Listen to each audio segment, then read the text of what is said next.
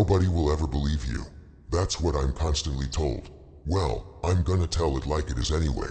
I tell you, the public, and I tell police, and it's sad that the only people who actually know how real and how true it all is are the evil people themselves, who get a real kick out of seeing me struggle and make a fool of myself talking about the powerful witchcraft, even when I'm providing real information with logical explanation, while you can see that there are thousands of witches on social media.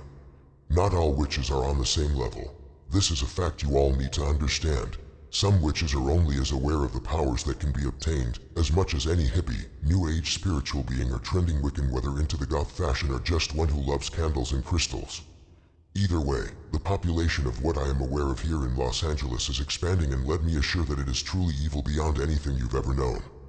There are real cannibal witches flowing through the veins of the body of greater Los Angeles and pretty much the state of California, with many witches sucking up energy in Las Vegas, Miami, and stealing identities with harsh but slick home invasions in wealthy cities like Dallas.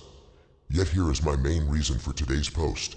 It's about my personal connections with the witches in Los Angeles, as I am one of many surviving victims, but what makes my struggle so tough is that I am the single one and only surviving victim who is completely aware of the powers the witches possess over all of you, and I know how it's done. Locations of where some get it done, but most of all I know specifically where there is a room filled with surviving victims who, upon a 911 call that I made from within the structure, took control of the room where they are held captive.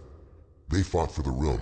They could not escape the building, but they were able to barricade themselves inside the room using their own strength, along with, believe it or not, the strength provided by the spirits of the deceased victims whose bodies were used to help sustain the barricading.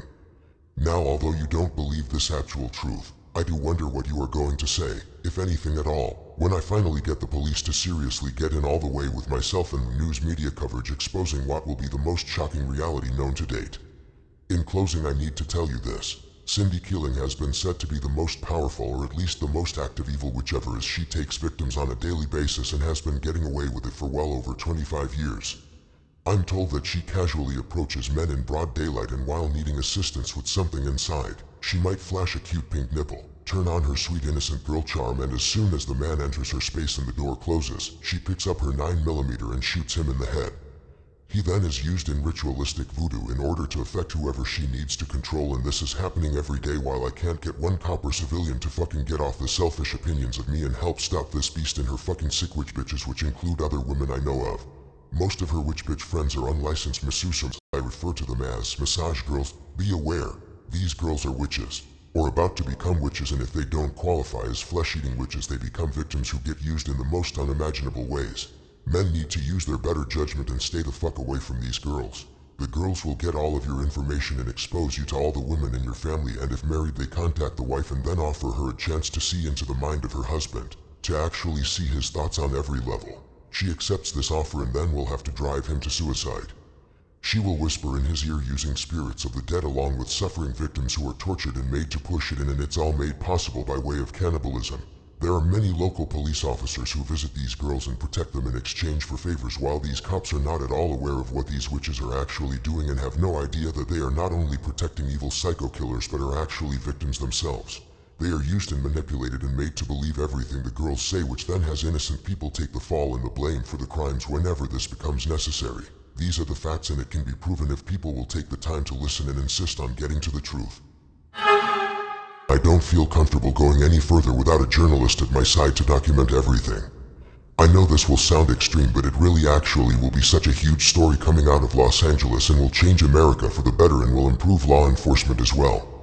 What it involves is something that everyone needs to become aware of.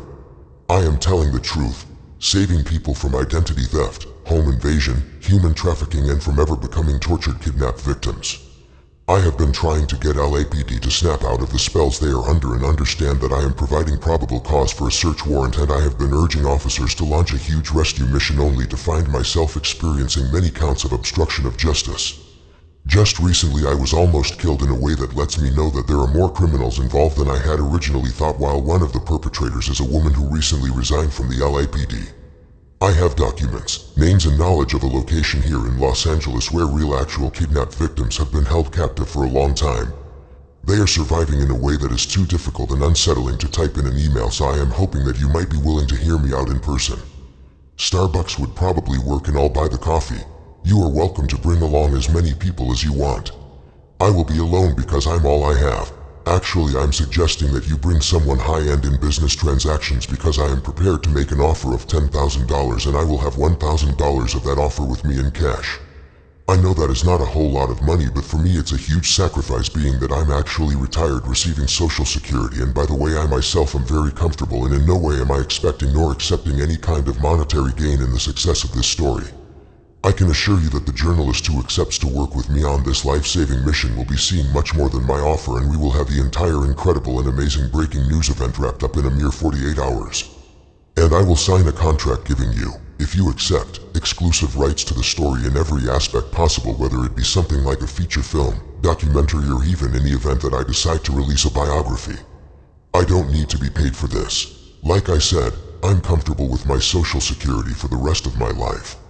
Please contact me, and please be careful because the perpetrators may be hacking my emails again and might see this email. Please don't let anyone influence your thoughts or opinions on me. LAPV@robertscottlefforts.com. Sonic@robertscottlefforts.com. 213-247-0677 if you call. Video call please, just long enough to verify on both ends. The address where the victims are being held captive is 11101 Palms Boulevard in Unit 201 on the top left. It's in Los Angeles on the corner of Sepulveda and Palms, and it's next to a Trader Joe's. Please don't be persuaded by the tenants.